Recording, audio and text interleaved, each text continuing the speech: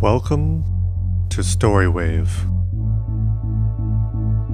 This is Asgard Stories, Tales from Norse Mythology, by Mabel H. Cummings and Mary H. Foster. Freyja's Necklace.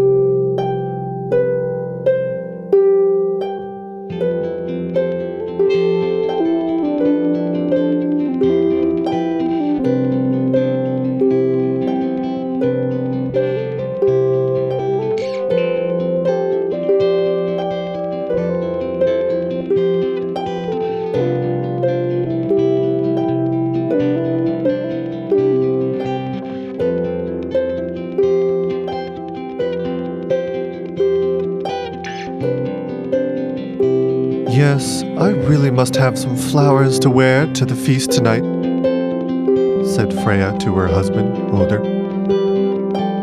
Freyja was the goddess of love and beauty. She was the most beautiful of all the Aesir, and everyone loved to look at her charming face and to hear her sweet voice. I think you look quite beautiful enough as you are, without flowers, Odr replied. But Freyja was not satisfied. She thought she would go and find her brother, Frey, the god of summer, for he would give her a garland of flowers. So she wandered forth from Asgard on her way to Frey's bright home in Alfheim, where he lived among his happy, busy little elves. As Freyja walked along, she was thinking of the feast to be given that night in Asgard, and knowing that all the gods and goddesses would be there, she wished to look her very best.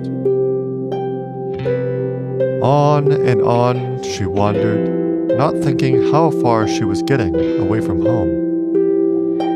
Finally, the light began to grow fainter and fainter, and Freyja found herself in a strange place. The sunlight had faded away, but there was still a little light that came from the lanterns, carried by the funny little dwarfs who were busily working. Some were digging gold and gems. Others were cleaning off the dirt from the precious stones and polishing them to make them bright, while four little fellows were seated in one corner, putting the sparkling stones together into a wonderful necklace. What can that beautiful thing be? Thought Freyja. If only I had that, it would surely make me look more beautiful than anyone else at the feast tonight. And the more she thought about it, the more she longed to get it.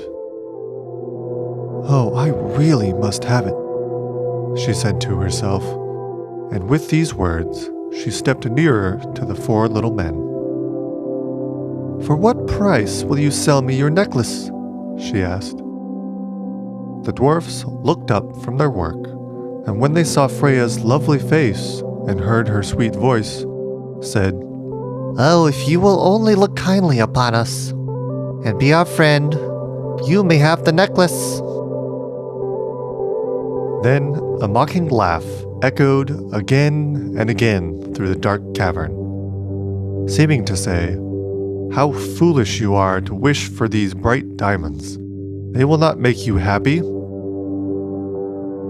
But Freyja snatched the necklace and ran out of the cavern. It did not please her to hear the teasing laugh of the dwarfs, and she wanted to get away from them as soon as possible. At last, she was once more out in the open air. She tried to be free and happy again, but a strange feeling of dread came over her, as if something were going to happen. Soon she came to a still pool of water, and, putting on the necklace, she bent over to look at her picture in the clear water. How beautiful the diamonds were, and how they sparkled in the sunshine. She must hasten home to show them to Oder. The fair goddess soon reached Asgard and hurried to the palace to find her husband, but Oder was not there. Over and over again, she searched through all the rooms in vain. He had gone, and although Freyja had her beautiful necklace, she cared little for it without her dear husband. Soon, it was time to go to the feast. But Freyja would not go without Oder. She sat down and wept bitter tears. She felt no joy now for having the necklace, and no sorrow because she could not feast with the Aesir. If only Oder would come back, all would be well again. "I will go to the end of the world to find him," said Freyja, and she began to make ready for her journey. Her chariot, drawn by 2 cats, was soon ready. But before she could start, she must first ask Father Odin to allow her to go. "All-Father, I beg you give me leave to go look for my Oder in every corner of the world." The wise father replied, "Go, fair Freyja,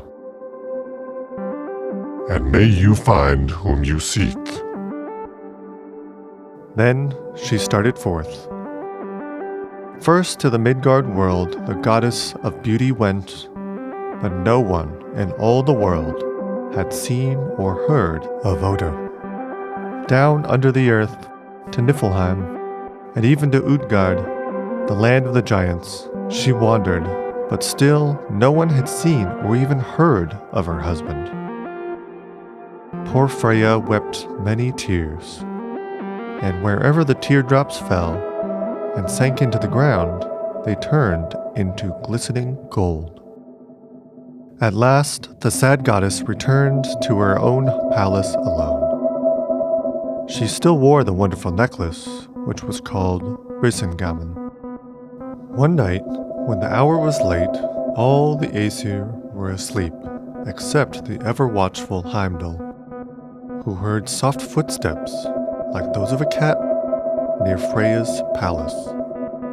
He listened and thought, "That is surely someone bent on mischief. I must follow him." When Heimdall reached the palace, he found it was Loki, changed into another form, creeping softly about. Heimdall quietly watched him and saw him glide into Freyja's bedside, where the fair goddess lay asleep, wearing her beautiful necklace.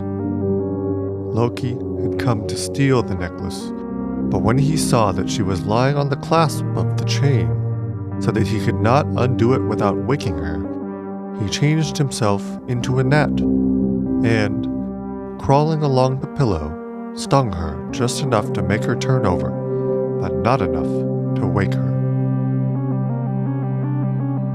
Then he unclasped the chain and ran off with it as fast as he could. But Heimdall was not going to let the thief get away. As soon as Loki found that he was followed, he took his other form, a little flame of fire. Heimdall then took his other shape and became a shower of rain to put out the fire.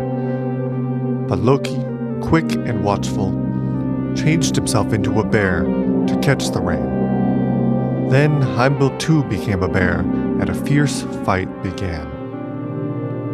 At last, the rain god conquered and forced wicked Loki to give back the necklace to Freyja.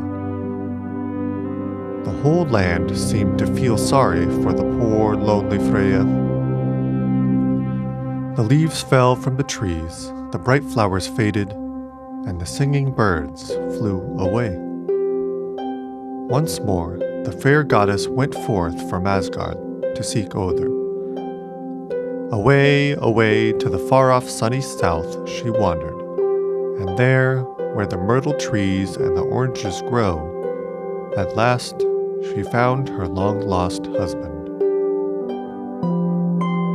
Then, hand in hand, the two turned northward again to their home, and so happy were they together that they spread joy and happiness around them as they passed along. Everywhere the ice and snow thawed before them, green grass and sweet flowers sprang up behind their footsteps, and the birds sang their sweetest songs.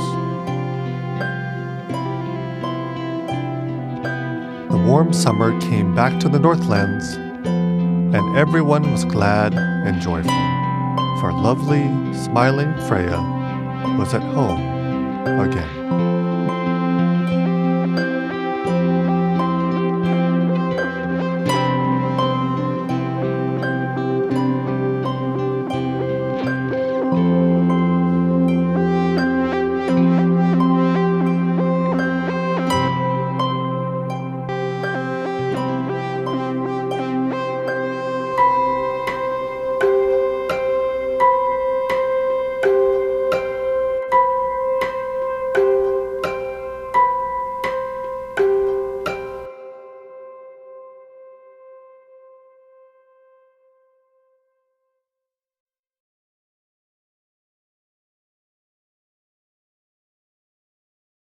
Thanks for listening to another episode of Storywave. Join us next week for the next story in the Asgard Stories collection, The Hammer of Thor. Until next week, just go out and buy it yourself. Don't make the dwarves make it for you.